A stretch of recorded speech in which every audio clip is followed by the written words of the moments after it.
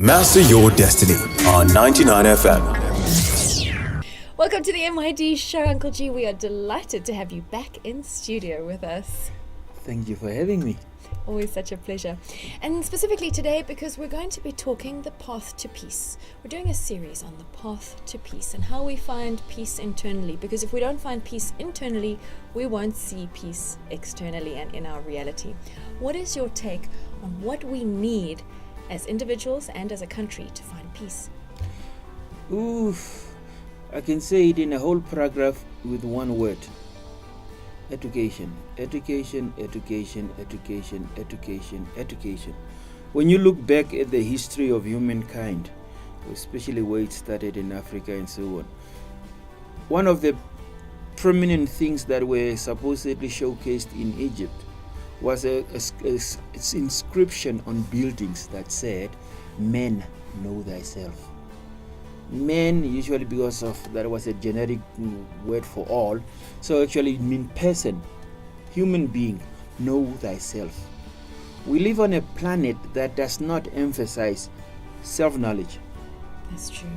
And because of that, we are all open to being manipulated, to being used, abused, or made a zombie out of things, to be made consumers.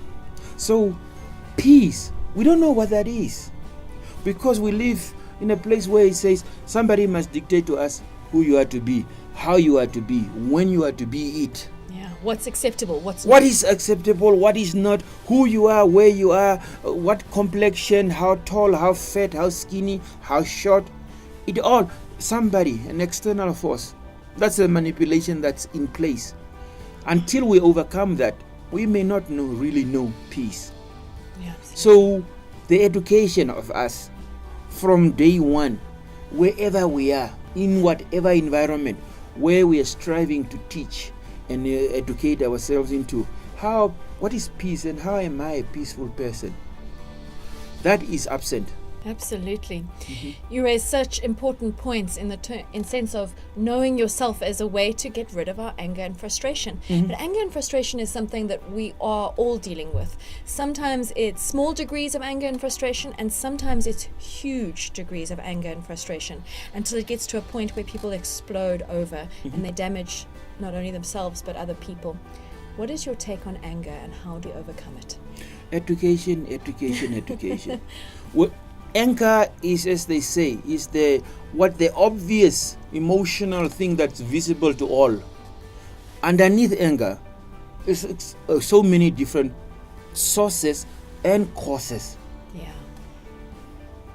We appear angry when we are disappointed, when we are frustrated, when we are afraid, when we are excited, when we feel aggrieved.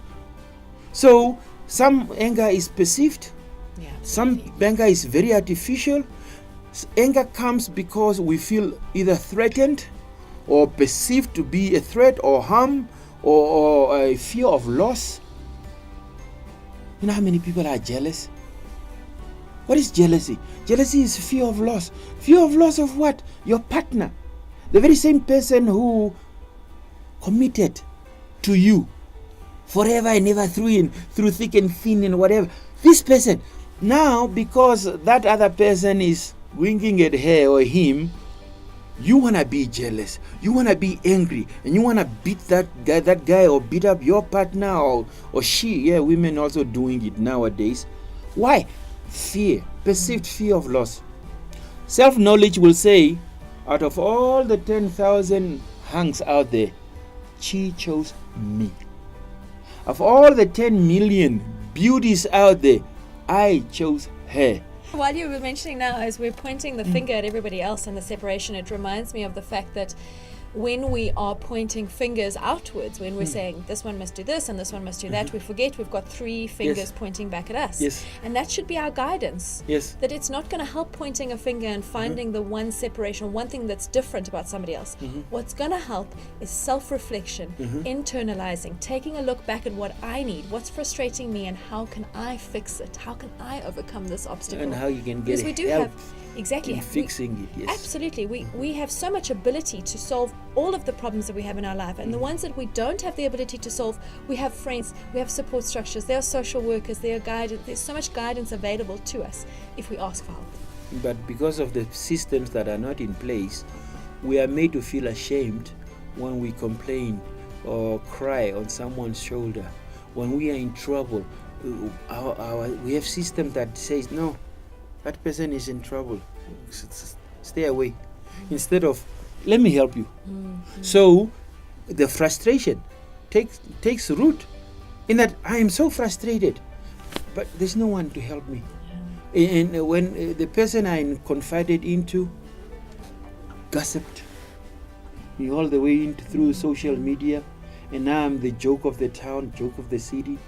All I did was just express myself about my plight. And instead of getting helped, I'm being ridiculed. And instead of being angry, I redirect my energy. I take that shift in my thinking, because most of it is our thoughts. Shift you, that, what you call it, paradigm shift in your thinking. Make that happen. For us to take that kind of reflection on self, to say, I can be cool.